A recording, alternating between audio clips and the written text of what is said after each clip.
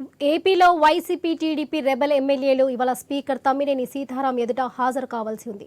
అనర్హత పిటిషన్లపై విచారణలో భాగంగా అంతా రావాలని నోటీసులో ఆదేశించారు సభాపతి. దీంతో స్పీకర్ నిర్ణయంపై సర్వత్రా ఉత్కంఠ నెలకొంది. ఇప్పటికే పలుమార్లు రెబెల్ ఎమ్మెల్యేలు గడువు కోరారు. అయితే వైసీపీ రెబెల్ ఎమ్మెల్యేలు హైకోర్టులో వేసిన పిటిషన్ల పెండింగ్లో ఉన్నాయి.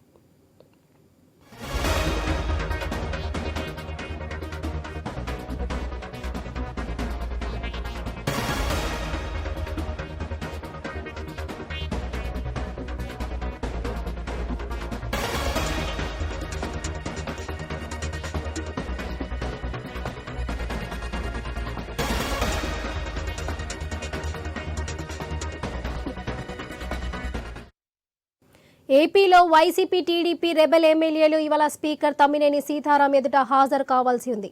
అనర్హత పిటిషన్లపై విచారణలో భాగంగా అంతా రావాలని నోటీసులో ఆదేశించారు సభాపతి. దీంతో స్పీకర్ నిర్ణయంపై సర్వత్రా ఉత్కంఠ నెలకొంది. ఇప్పటికే పలుమార్లు రెబెల్ ఎమ్మెల్యేలు గడువు కోరారు. అయితే వైసీపీ రెబెల్ ఎమ్మెల్యేలు హైకోర్టులో వేసిన పిటిషన్ల పెండింగ్లో ఉన్నాయి. ఇక ఇదే విషయంపై మరింత సమాచారం మా ప్రతినిధి హరీష్ అందిస్తారు. హరీష్, చెప్పండి.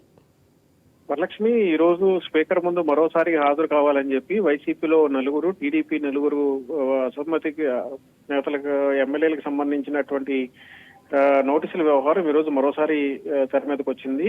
ఎవరైతే అనర్హత ఎదుర్కొంటున్నటువంటి ఎమ్మెల్యేలు ఎవరైతే ఉన్నారో వారు ఇప్పటికే పలు దఫాలుగా స్పీకర్ హాజరు కావాలని చెప్పి నోటీసులు ఇచ్చినప్పటికీ కూడా కొన్ని సాంకేతికమైనటువంటి కారణాలు చూపించి స్పీకర్ ముందు హాజరు కాకుండా వస్తూ ఉన్నారు. ఈ రోజు కూడా అదే రకమైనటువంటి సీన్ రిపీట్ అవుతున్నటువంటి ఒక ప్రచారం జరుగుతుంది. ఇప్పటికే తాము పార్టీ మారినట్లుగా చేసినటువంటి కామెంట్స్ కి సంబంధించినటువంటి ఆధారాలు ఏవైతే ఉన్నాయో వాటికి ఒక సంస్థ నుండి, ఏదైతే గుర్తింపు పొందినటువంటి సంస్థ నుండి ఆధారాలు తీసుకోవాలి, ఆధారాలు తీసుకొచ్చి వాటిని సమర్పిస్తే దానిపైన తమ వివరణ ఇవ్వడానికి సిద్ధంగా ఉన్నాయని చెప్పి అనర్హతకు సంబంధించినటువంటి ఎమ్మెల్యేలు స్పీకర్ ముందు ప్రతిపాదన పెట్టారు. ఈ మేరకు లేఖ కూడా రాశారు. అదేవిధంగా ఈ రోజు విచారణకు సంబంధించినటువంటి వ్యవహారం చూస్తే కనుక సీనియర్ శాసనసభ్యుడిగా ఉన్నటువంటి కోటంరెడ్డి తాను ఇంకా నిర్ణయం తీసుకోలేదన్నటువంటి ఒక అభిప్రాయాన్ని వ్యక్తం చేసినట్టుగా తెలుస్తోంది. ఇంకోవైపు మరో సీనియర్ గా ఉన్నటువంటి ఆనం ఎవరైతే ఉన్నారో ఆయన కూడా ఈ రోజు హాజరు కావటం లేదు. సాంకేతికంగా ఇచ్చినటువంటి ఆధారాలకు సంబంధించినటువంటి అంశాలని తన ముందు ఉంచాలన్నట్లు ఒక అభిప్రాయాన్ని